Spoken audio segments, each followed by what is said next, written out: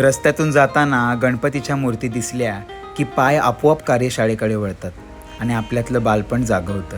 So नमस्कार मित्रांनो, आपल्या 62व्या मिनी व्लॉगमध्ये सगळ्यांचं स्वागत.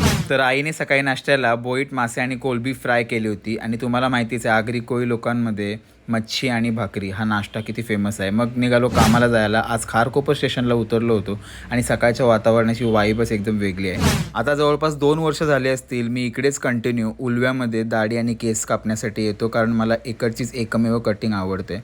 मग नंतर माझा कार्यक्रम आटपून मी निघालो कामाला जायला मेडिकलला, आणि अर्धा तास बसची वाट बघून नंतर बस आली. नेमकं बसमधून उतरताना पावसाचा खूप मोठा झपाटा आला.